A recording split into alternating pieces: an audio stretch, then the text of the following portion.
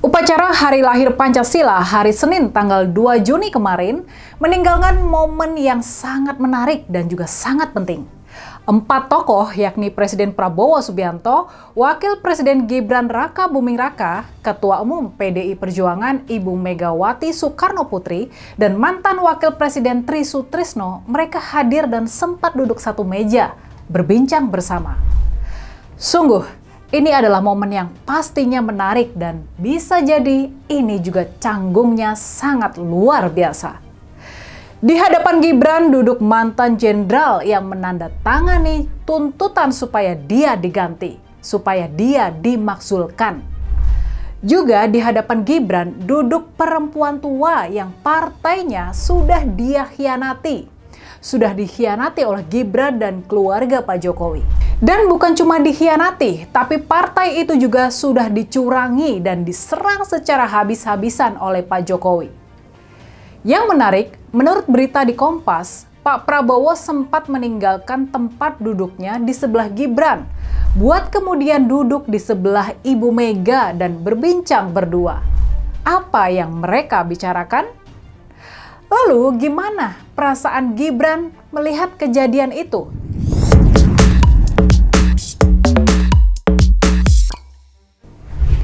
Kalau sudah berada di pentas politik teratas negeri ini, seorang politisi memang harus bisa menjaga penampilan. Dia harus bisa menjaga sikap dan juga perasaan. Sangat sering terjadi mereka harus bertemu, bersalaman, dan mengobrol dengan lawan-lawan politik. Jadi ketika dipaksa mentas oleh ayahnya ke panggung politik tertinggi, menjadi wakil presiden, Gibran mestinya sudah bersiap menghadapi situasi-situasi yang bikin canggung seperti waktu perayaan Hari Lahir Pancasila itu. Yang juga bisa menjadi catatan dan perhatian kita dalam momen politik seperti ini, kita sebetulnya bisa melihat gerakan dan bahasa tubuh yang sesungguhnya melempar pesan kuat terhadap kondisi politik sekarang ini. Makanya nih, banyak yang bisa dibaca dan dianalisa dari bertemunya 4 orang penting dalam dunia politik kita hari ini di perayaan Hari Lahir Pancasila.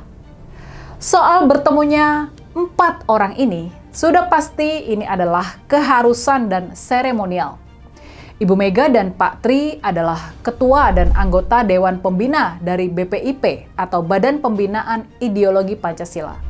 Upacara Hari Lahir Pancasila adalah sebuah upacara resmi yang selalu dihadiri oleh Presiden, Wakil Presiden, dan jajaran BPIP. Soal duduknya Pak Prabowo, Gibran, Ibu Mega, dan Pak Tri satu meja sesudah upacara, ini merupakan acara ramah tamah yang juga nggak bisa dihindari. Bagaimanapun juga Ibu Mega adalah seorang mantan presiden dan Pak Tri adalah mantan wakil presiden.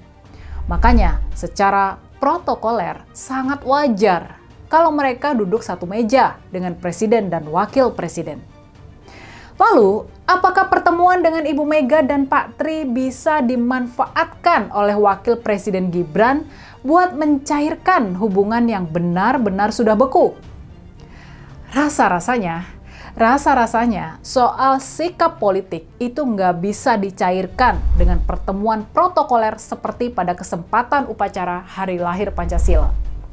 Lagi pula kita tahu, kita sangat paham, Gibran ini adalah orang yang kaku buat bisa mencairkan hubungan dengan Ibu Mega dan Pak Tri. Gibran juga nggak ada di level buat berurusan dengan Ibu Mega dan Pak Tri. Buat berhadapan dengan Pak Prabowo, Ibu Mega, dan Pak Tri, yang harus maju adalah Pak Jokowi, bapak dari Gibran. Sementara itu, level Gibran sampai sekarang paling banter adalah berkomunikasi dengan Mas Didit Prabowo, putra dari Pak Prabowo. Buat berhubungan dan berkomunikasi dengan level presiden dan mantan presiden, Mas AHY, putra dari mantan Presiden SBY, dan juga Mbak Puan Maharani, putri dari mantan Presiden Megawati, kita tahu mereka punya kapasitas berpolitik yang jauh di atas Gibran buat bicara dengan tokoh-tokoh di level tertinggi dunia politik nasional. Bagaimanapun juga, hingga sekarang Gibran masih dianggap sebagai sekedar boneka dari bapaknya. Masih sekedar boneka dari Pak Jokowi. Soal bertemunya 4 tokoh politik di acara Hari Lahir Pancasila, bisa jadi adalah Pak Prabowo adalah Presiden Prabowo yang paling gembira dan merasa diuntungkan. Sebab kita tahu Pak Prabowo sangat mementingkan harmoni dan stabilitas politik. Bisa jadi kondisi seperti di acara Hari Lahir Pancasila itulah yang sangat diinginkan oleh Pak Prabowo. Dia ingin para pemimpin bangsa bisa terlihat rukun dan akur di muka publik, walaupun itu sebatas kosmetik politik dari sebuah acara kenegaraan. Kita tahu, kita paham, pulang dari upacara Hari Lahir Pancasila, sikap Pak Tri Sutrisno nggak bakalan berubah. Dia masih menginginkan supaya Gibran diturunkan dari jabatan wakil presiden dan diganti.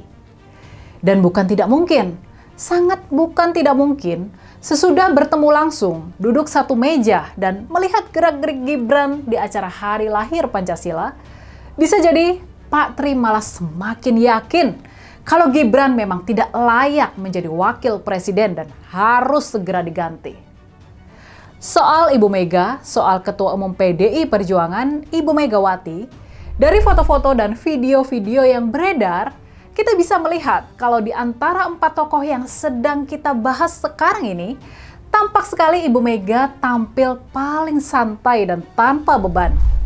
Kita bisa melihat komunikasi yang begitu lancar dan santai di antara Ibu Mega dan Pak Prabowo. Selain itu, kita juga bisa melihat bagaimana masih telatennya Ibu Mega dalam mendampingi Pak Tri Sutrisno yang merupakan tokoh paling senior di antara mereka. Andai ini adalah ajang pamer kekuatan politik, andai ini adalah ajang kepercayaan diri secara politik, kita bisa melihat memang Pak Prabowo, Ibu Mega, dan Pak Tri ada di tingkatan perpolitikan yang lain, yang tertinggi, dan itu sama sekali nggak bisa digapai oleh wapres kita yang memang kurang umur. Pada akhirnya, pertemuan di Hari Lahir Pancasila bakal diingat publik sebagai kejadian di mana Gibran terlihat sangat canggung, kaku, dan tidak sanggup berdiri di arena politik tertinggi. Gibran tampak terlupakan oleh Pak Prabowo, Ibu Mega, dan Pak Tri Sutrisno. Yuk, dimulai. Laksanakan. Dimohon berdiri. Presiden Republik Indonesia.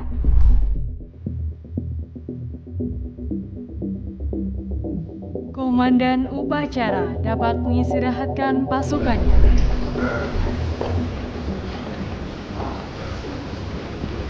Ibu agak kurus, Bu. Waduh, luar biasa. Ibu kurus. Ibu berhasil.